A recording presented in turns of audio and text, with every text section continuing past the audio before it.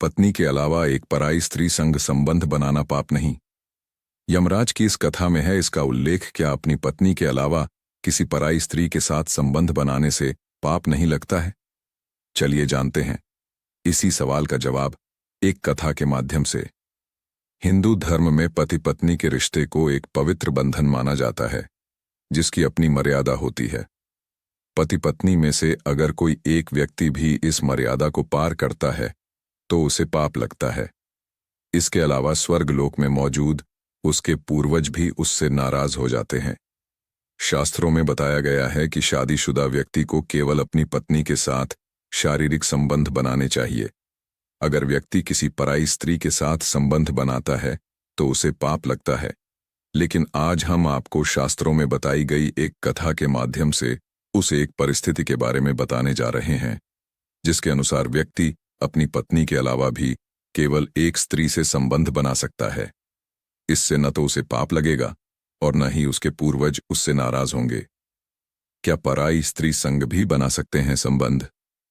विष्णु जी के परम भक्त देवर्षि नारद मुनि एक बार मृत्यु के देवता यमराज के पास गए और उनसे कहा कि हे यमराज, आप तो नरक और मृत्यु के स्वामी हैं। आप व्यक्ति को उसके कर्मों के अनुसार दंड और फल देते हैं, लेकिन आज मैं आपके पास एक सवाल लेकर आया हूं। इसके बाद देवर्षि नारद मुनि यमराज से कहते हैं कि शास्त्रों के अनुसार एक पुरुष को केवल एक स्त्री के साथ शादी करनी चाहिए और उससे ही संबंध बनाने चाहिए। लेकिन आपने देखा होगा कि कुछ लोग अनेक विवाह करते हैं और अनेक स्त्रियों के साथ संबंध बनाते हैं। तो क्या ये पाप है? क्या इसकी वजह से उस व्यक्ति को मरने के बाद नरक में जाना पड़ता है? इस पर शास्त्र क्या कहते हैं? कृपया मेरे इस प्रश्न का उत्तर दीजिए। देवर्षि नारद मुनि के प्रश्न का जवाब देते हुए यमराज कहते हैं कि नारद मुनि, मानव जीवन के कल्याण के लिए आपने एक अच्छा प्रश्न पूछा है, लेकिन मैं आपको इस प्रश्न का जवाब एक कथा के माध्यम से दूंगा जिसे सुनने के बाद आपको अपने सभी सवालों के जवाब मिल जाएंगे। यमराज कहते हैं कि प्राचीन काल की बात थी। एक गांव में एक राजा थे जो बहुत ज्यादा दयालु थे।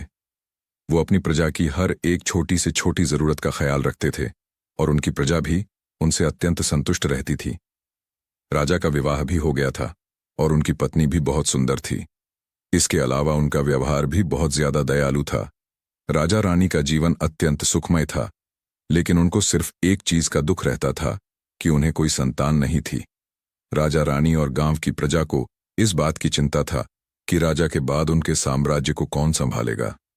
राजा दूसरा विवाह क्यों नहीं करना चाहते थे।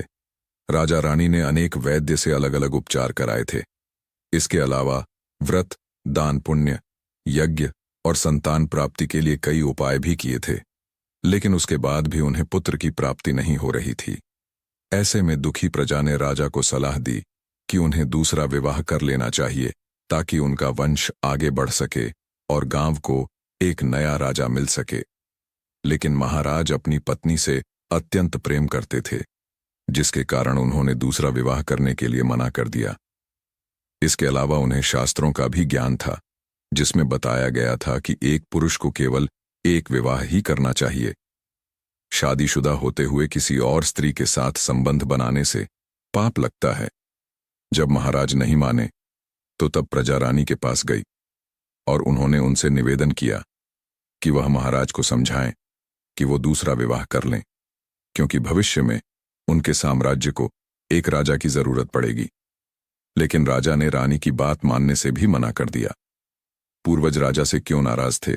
स्वर्गलोक से राजा के पूर्वज यह सब देख रहे थे और उन्हें चिंता थी कि अगर राजा को पुत्र नहीं हुआ तो उनका वंश आगे नहीं बढ़ेगा।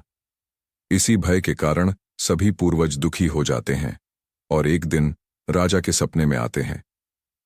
पूर्वज राजा से कहते हैं कि तुम्हारी वजह से हमारे कुल का नाश हो रहा है, इसलिए हम तुमसे बहुत नाराज हैं।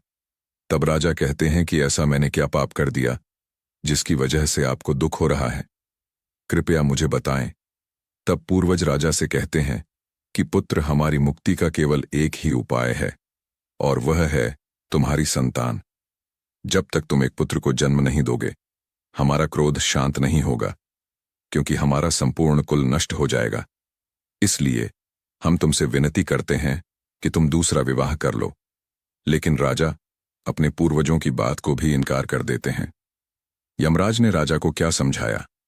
जब राजा नहीं मानते हैं तो तब सभी पूर्वज यमराज के पास जाते हैं और उन्हें पूरी परिस्थिति के बारे में बताते हैं। पूर्वजों की विनती पर यमराज धरती पर आते हैं और एक साधु का रूप धारण करके राजा के दरबार में जाते हैं। राजा साधु को देखकर अत्यंत खुश होता है और उन्हें भोजन कराता है और उनसे पूछता है कि आपके यहाँ आने की वजह क्या है। साधु राजा से कहते हैं कि मैं यमराज हूं, जो तुम्हारे पूर्वजों के कहने पर तुमसे मिलने आया हूं। यमराज राजा से कहते हैं कि तुमने अपने पूर्वजों को नाराज कर दिया है, जिसके कारण तुम्हारे कुल का विनाश हो जाएगा।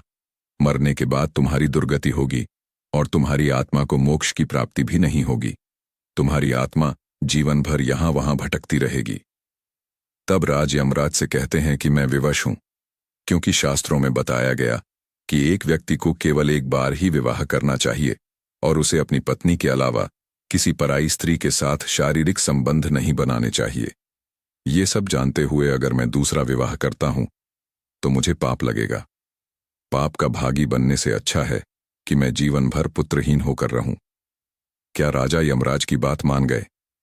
इसके बाद यमराज कहते हैं कि हे पुत्र, एक पुरुष दूसरा विवाह कर सकता है, लेकिन उसमें उसकी पत्नी की रजामंदी होनी चाहिए। अगर पत्नी अपने पति को दूसरा विवाह करने की इजाजत देती है तो ऐसे में व्यक्ति दूसरा विवाह कर सकता है और उसे पाप भी नहीं लगता है। शास्त्रों में भी बताया गया है कि अगर किसी पुरुष को पुत्र की प्राप्ति नहीं हो रही है और उसकी पत्नी उसे दूसरा विवाह करने की इजाजत देती है ताकि उन्हें संतान की प्राप्ति हो सके, तो इस परिस्थिति में व्यक्ति को पाप नहीं लगता है। राजा ने दूसरा विवाह किया या नहीं? यमराज की बात सुनकर राजा का मन प्रसन्न होता है और वह उनका आशीर्वाद लेकर अपनी पत्नी के पास जाता है। राजा अपनी पत्नी से दूसरा विवाह करने की अनुमति मांगता है।